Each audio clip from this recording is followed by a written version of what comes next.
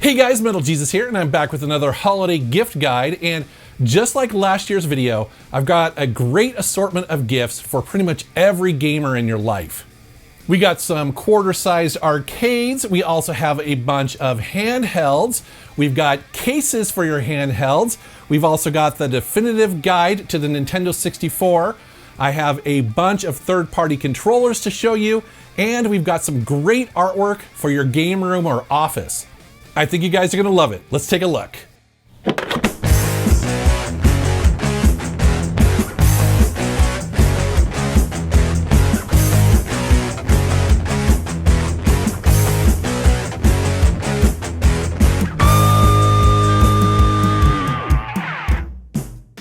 Before we get started, I do want to let you know that many of the products in this video were sent to me over the past year for review. However, nobody's looking at a script or telling me what to say. Pretty much all of the opinions are my own.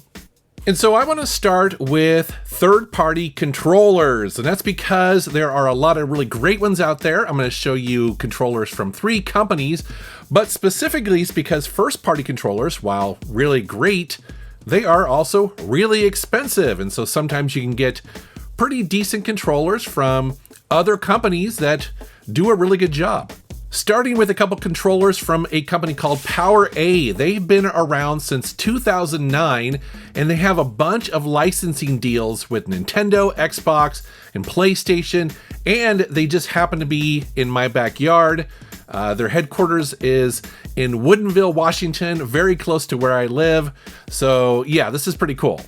And they've just got a ton of controllers. I'm just going to pick a couple of them here, including this Xbox controller. Now, this is a wired controller, which is really good for 2 types of gamers. The first one being the one that absolutely wants the least amount of latency between that controller and also the console as possible.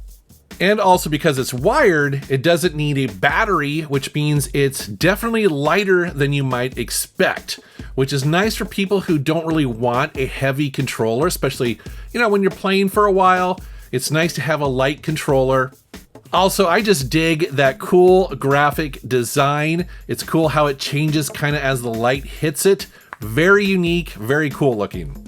But on the flip side, check out this Kirby wireless controller. So these guys make a bunch of wireless controllers, and this one definitely stood out for me because I am a massive, drooling Kirby fan. I love that game. I love all the games in that series, and I just thought this was hilarious.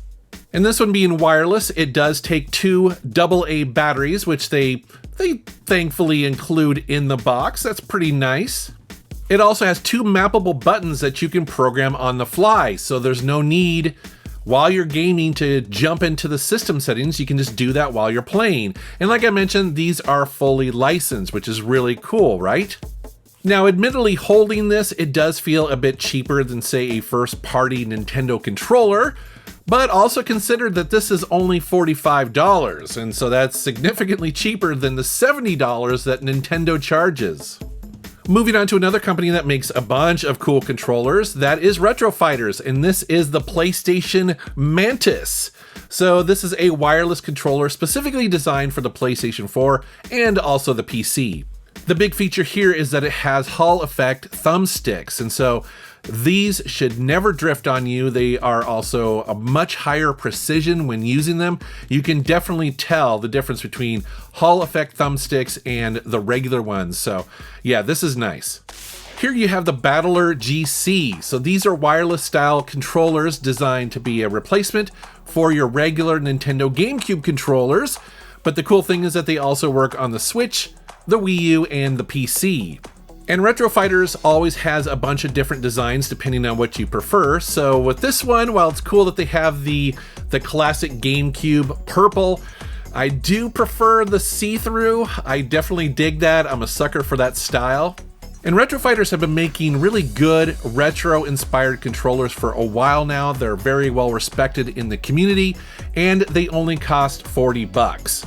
I have a bunch of these in my game room, and I've been using them for years, so definitely check them out. And then I thought these were just hilarious. So this is a pixel art series of controllers from Hyperkin, and as you see here, one of them is based on Sriracha, and the other is based on Oscar Mayer. Again, fully licensed, and this is so cool. So basically, these are just Bluetooth wireless controllers, and you can connect up to 30 feet from your Switch or your Mac or your PC, and they even work with your smartphone. And as you can see here, they're designed to be somewhat similar to the Super Nintendo controller in both its look and feel, and I have to say, they are very comfortable. And they have a bunch of different designs. If you aren't into these particular ones here, I just thought they were kind of funny, but they cost $40, and I'll put links to all of this stuff down in the video description below. You have some controllers and maybe you need to charge them. Well, I thought this Switch charger is pretty unique here. So again, this is by PowerA, and this is the Zelda charger specifically for the Switch, obviously. This one will charge one of the Pro controllers and two of the Joy-Cons.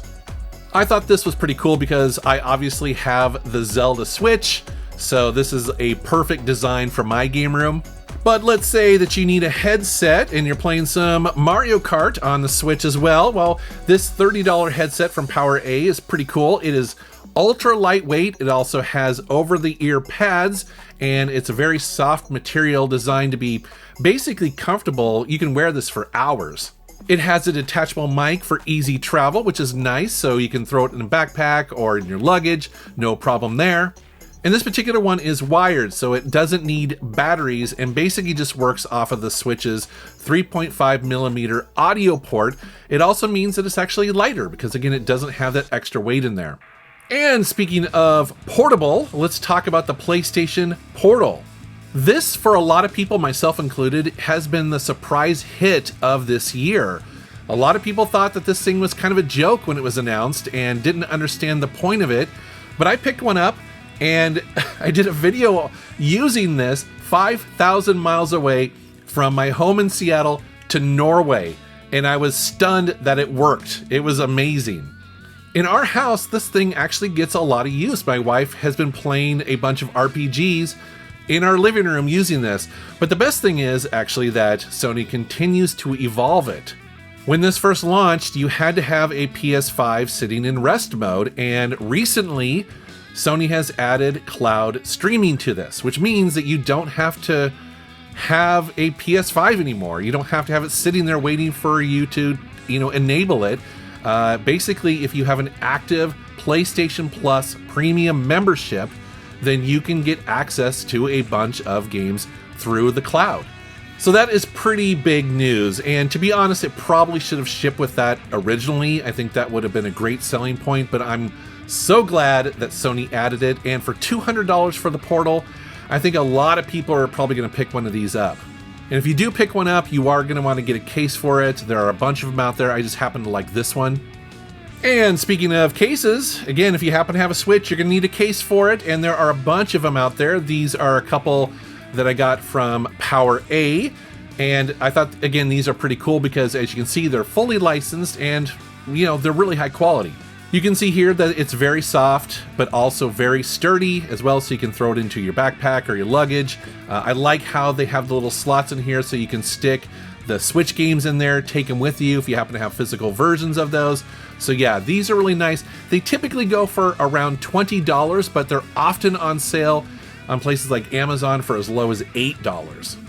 Next up, let's talk arcades, and I want to start with 3 Taito quarter arcades. I've had a bunch of these in the game room over the years, and they're fantastic. These are cool because they're fully licensed and they're designed to be perfect quarter scale replicas of the original machines. What that means is they actually use high quality materials to make these. These things are heavier than you probably expect, but what's cool is that they faithfully recreate the artwork, the buttons, the layout. They even give you access to the dip switches that lets you change the ROM so you can mess with the game settings. And they come with a rechargeable lithium-ion battery on the inside there, so you can play it pretty much anywhere without having to go and try to find a plug-in. Now the thing is, they're not going to be for everybody because they do cost around $250. So they're kind of pricey compared to some of the other stuff in this video. However, if you are an uber fan of, Kicks or Elevator Action or Bubble Bobble or some of the other ones that they make, this is kind of the ultimate collectible. And like I said, I've had several of these over the years. They're definitely next level and pretty cool, so check them out. However, if you're looking for something a little bit more budget friendly, well, check out Pole Position by My Arcade. This is $50 and officially licensed, and as you see here, it has a high resolution 2 3/4 inch display. It's got built-in speakers with a volume control. It's also got a 3.5mm headphone jack, and it's powered by 4 AA batteries, or you can use a USB-C cable if you prefer. And Pole Position is just a great racing game. I used to play it all the time as a kid, as well as Pac-Man. Now, admittedly, there has been a lot of Pac-Man arcades over the years. However, this one here, you may have noticed, is a newer version of that because it has that bigger and, frankly, more usable arcade stick. Reggie was very curious to check this out. He's a massive Pac-Man fan, and so he wanted to use that larger joystick because, of course, it makes it more playable.